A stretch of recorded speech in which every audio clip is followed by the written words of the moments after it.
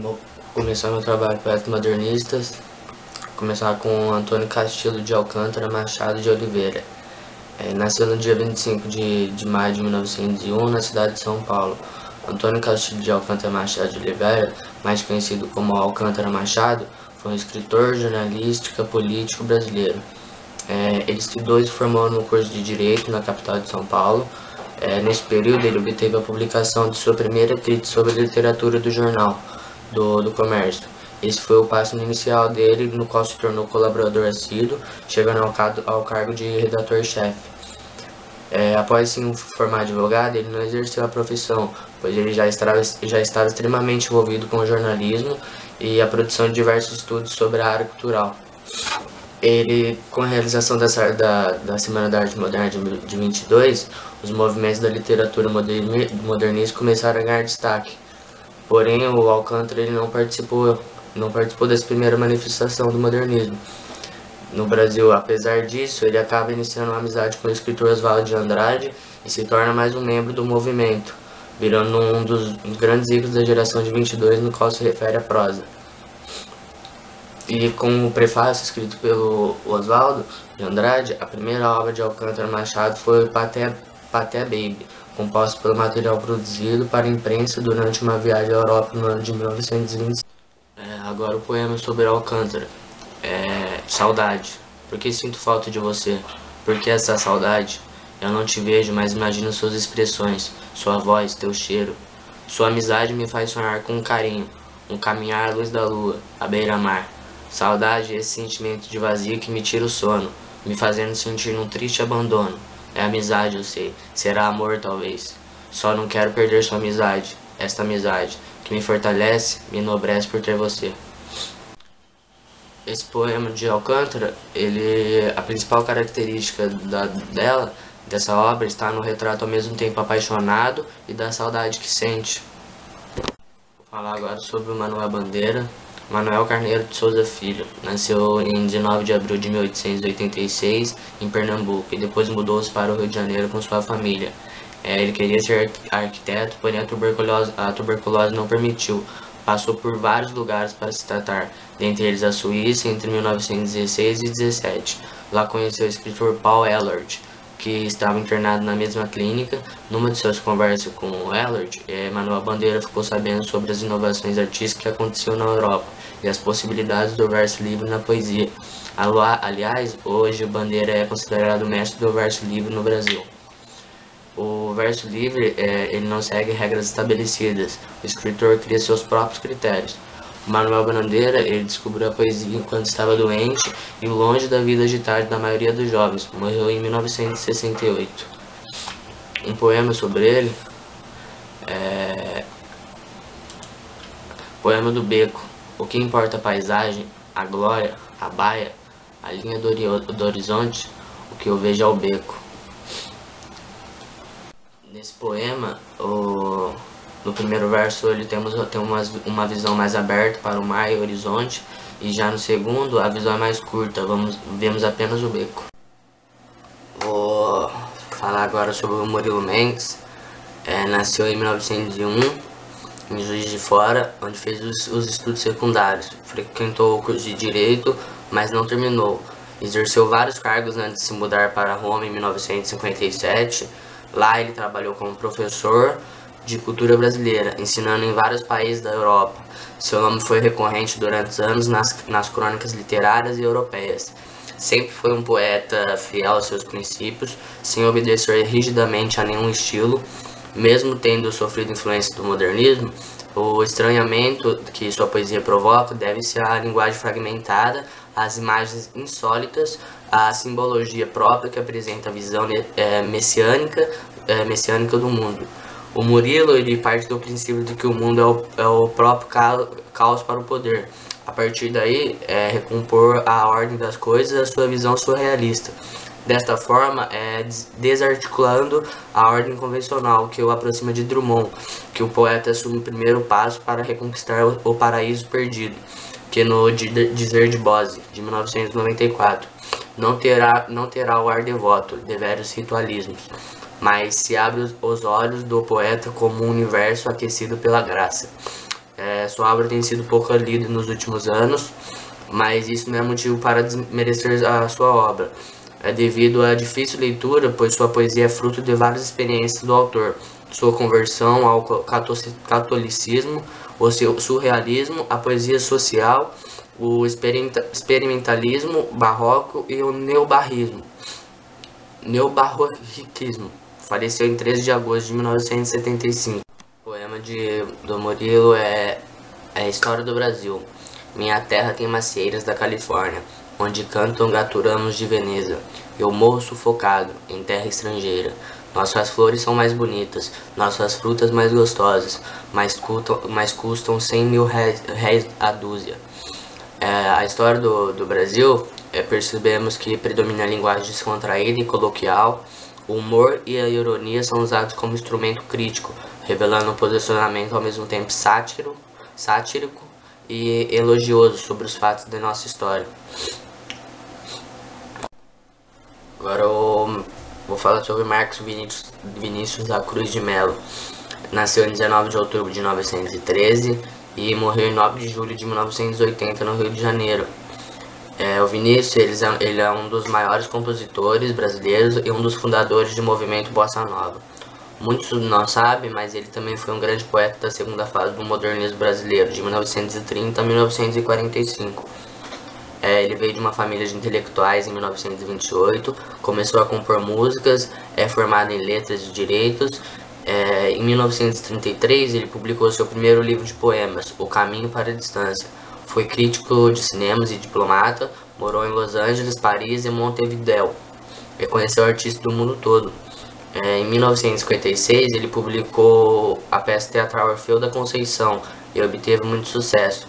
A primeira fase da poesia de Vinícius de Moraes é marcada pela preocupação religiosa, angústia e a vontade de superar as dores desse mundo.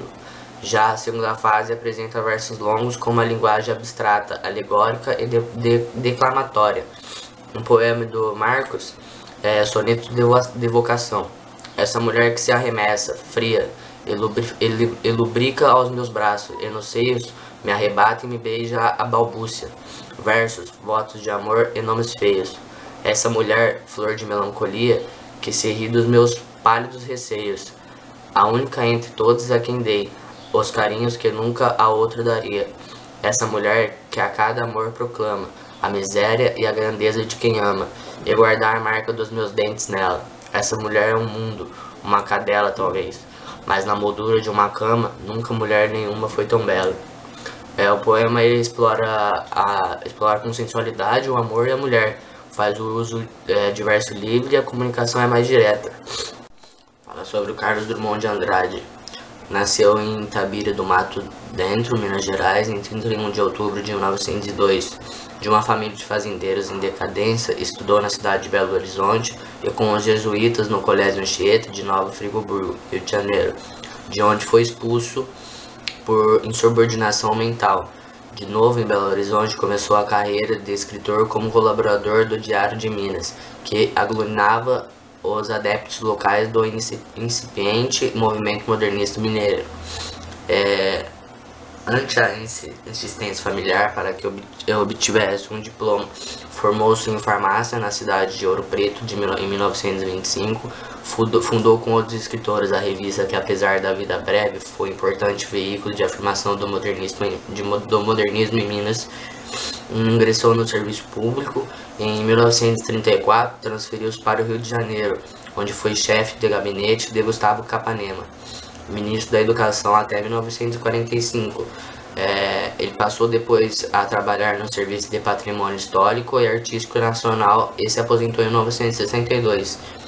Desde 1954, ele colaborou como cronista no Correio da Manhã e a partir do início de 1969 no Jornal do Brasil. O modernismo não chega a ser dominante nem mesmo nos primeiros livros de Drummond. Alguma poesia de 1930 e Brejo de Almas, de 1934, em que o poema piada e a descontração sintática pareciam revelar o contrário. A dominante é a individualidade do autor, poeta da ordem da consolidação, ainda que sempre e fecundamente contraditórios, torturado pelo passado, Assombrado com o futuro, ele se detém no presente dilacerado por este e por aquele, testemunha lúcida de si mesmo e do transcurso dos homens, de um ponto de vista melancólico e cético, mas enquanto ele ironiza os costumes e a sociedade, asperamente sático em seu amargor e desencanto, entrega-se com empenho e requinte construtivo à comunicação estética desse modo de ser e estar. Um poema sobre poema da purificação. Depois de tantos combates, o anjo bom matou o anjo mau e jogou seu corpo no rio. As águas ficaram tintas de sangue que não descorava, e os peixes todos morreram. Mas uma luz que ninguém soube dizer de onde tinha vindo apareceu para clarear o mundo, e o outro anjo pensou a ferida do anjo batalhador. Fala agora sobre Cecília Meirelles. Nasceu em 7 de novembro de 1901, no Rio de Janeiro. Foi a única sobrevivente dos quatro filhos do casal. O pai faleceu 3 meses antes do nascimento dela. Sua mãe, quando ainda ela tinha 3 anos, morreu quando ela tinha 3 anos.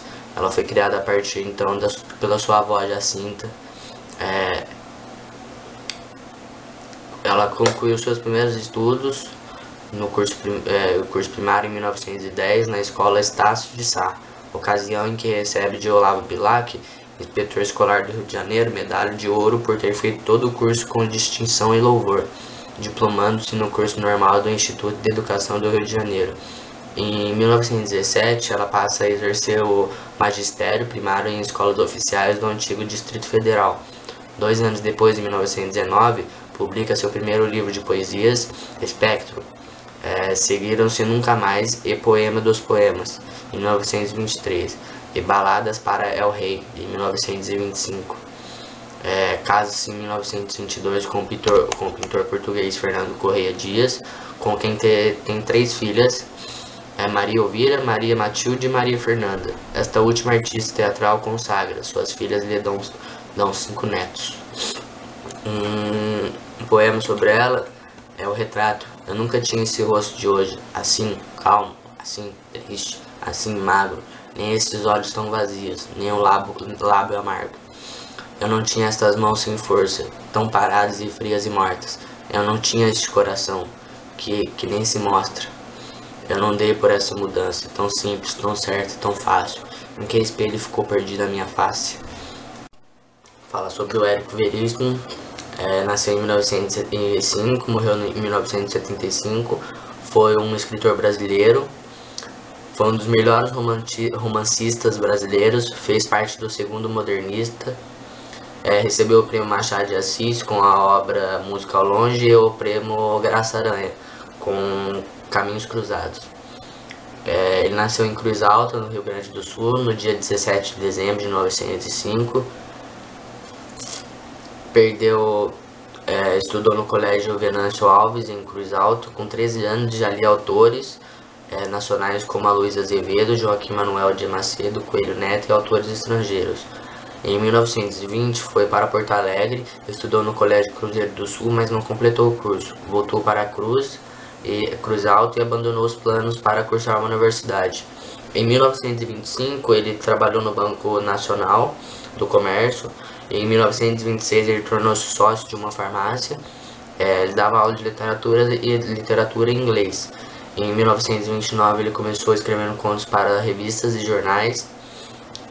Em 1930 a farmácia foi à falência. Em 31 ele casa-se com Mafalda Halfem Volpe, com quem teve 2 filhos.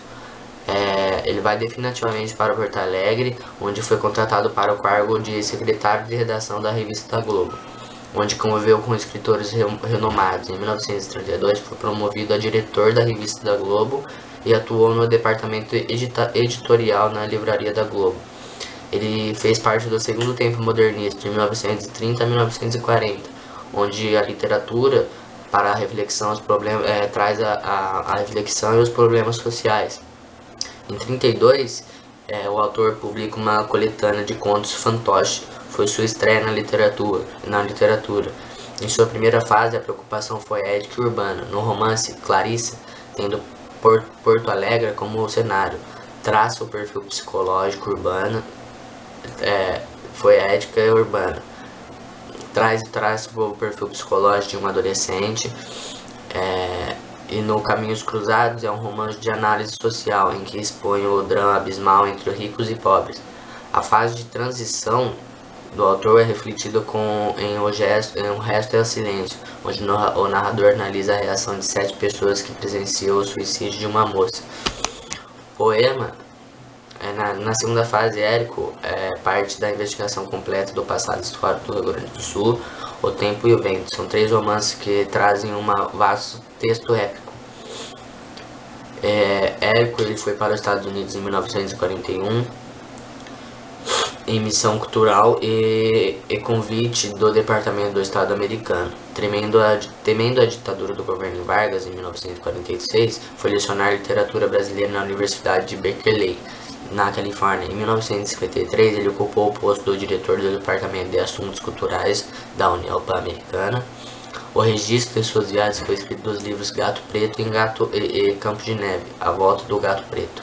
Em 1969, a casa onde nasceu Veríssimo é transformada em museu. Sua obra Música ao Longe recebeu o Prêmio Machado de Assis e Caminhos Cruzados recebeu o Prêmio Garça-Aranha.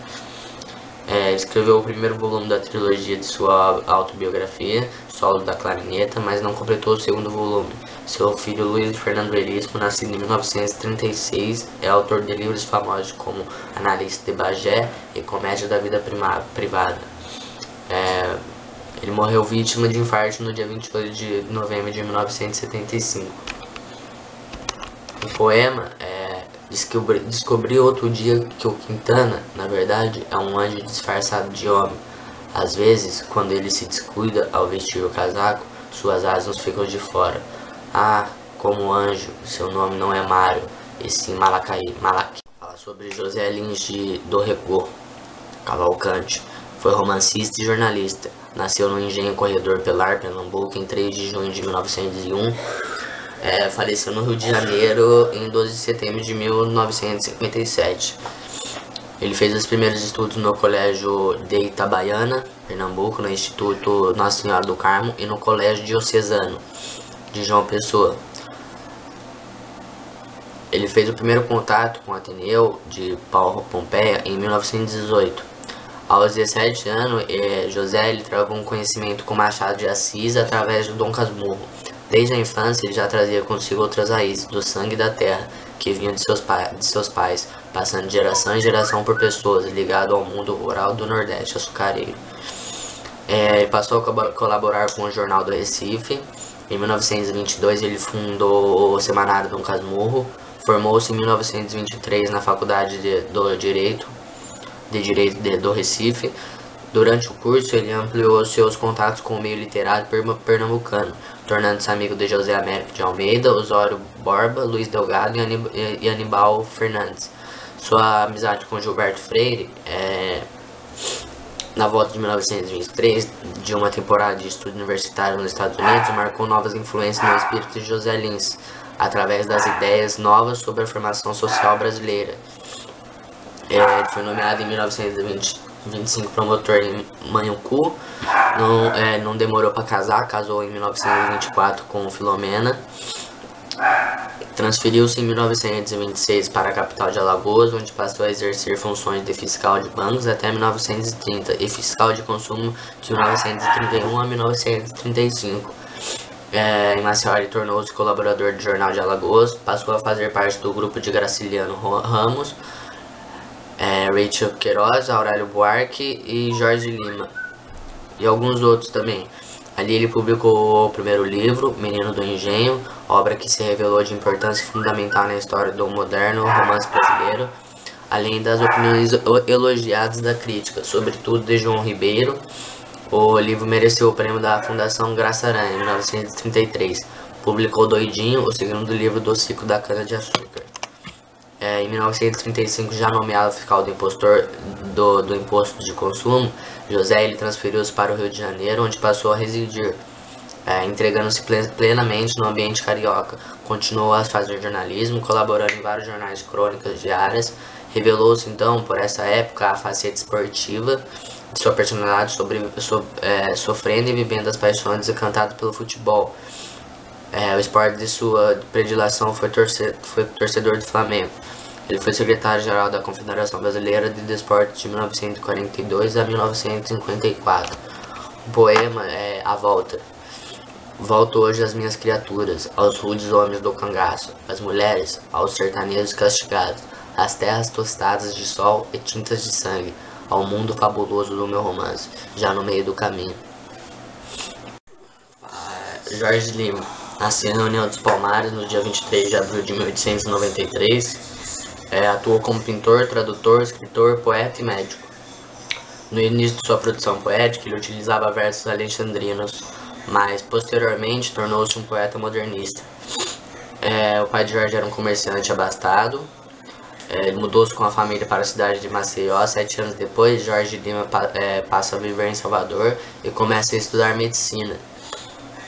Já no Rio de Janeiro, em 1914, forma-se médico, porém este ano seria crucial na vida do jovem pela publicação de sua primeira obra, que marcou seu nome na poesia brasileira. No ano de 1915, Jorge Lima voltou para Maceió e lá dedica-se novamente à medicina, conciliando a profissão com a política e literatura. Em 1930, o poeta muda-se para Alagoas, cidade em que montou um ateliê na Cinelândia, utilizado para pintura, criações e base para encontro entre intelectuais daquele período. Poesia: a tristeza era tanta, tanto a mágoa. A tristeza era tanta, tanto a mágoa, que seu anjo do guarda resolverá lutar com ele, lutar para lutar, que o interesse da vida perecerá. Ave e serpente, círculo e pirâmide, os olhos em fuzil e os doces olhos, os laços, os voos livres e as escamas. Que doida simetria nesses olhos, que forças transcendentes, aros e ângulos. Alguém quis que lutasse nesse dia? Ave e serpente, círculo e pirâmide, que divina constante simetria, nessa luta soturna, nessa liça em que Deus reconstrói o eterno cisne. Tem agora o João Guimarães Rosa, um dos maiores escritores de todos os tempos, produtor de uma obra de alcance universal. Nasceu na cidadezinha de Cordsburg, em Minas Gerais. Teve uma infância privilegiada. Ele conviveu desde cedo com personagens encantados criados pela mente paterna e com outra herança fundamental: a familiaridade com a linguagem, tanto a de sua terra natal quanto a de países do mundo todo. Ele se tornou um poliglota, dominando o português, o alemão, o francês, o inglês, o espanhol, o italiano, o esperanto e alguma coisa do russo também. Na literatura ele também estendia seus conhecimentos ao sueco, ao holandês, ao latim e ao grego, sem falar na curiosidade por outras línguas. Formado em medicina, passou a frequentar o universo literário a partir de 1929, quando escreveu alguns contos que foram imediatamente premiados e publicados. Embora o autor ele não reconheça o valor dessas histórias, Caçador de Camurças, Cronosquei, Anaquei, significando o tempo e destino, o mistério de Raigmor Hall-Maquiné. A presença da morte sempre acompanha o Rosa, de uma forma ou de outra. Em 1932, ele ingressa como voluntário na Revolução Constitucionalista de 1932. Sobre essa experiência, ele mesmo diz: fui médico, rebelde, soldado. Como médico, conheci o valor místico do sofrimento. Como rebelde, o valor da consciência. Como soldado, o valor da proximidade da morte. Rosa traduz poética, mas cruamente a realidade de que é testemunha. Canhões cospem cometas como cauda carmesim. Caem coisas cilindros cônicas, calibrosas, compactas, com carga centrífuga. Conteúdo capaz de converter casas cascalho, corpos compota, crânios canjica.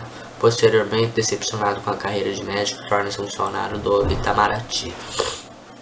O poema Deus nos dá pessoas e coisas, para aprendermos a alegria. Depois, retoma coisas e pessoas, para ver se já somos capazes da alegria sozinhos. Essa é a alegria que ele quer.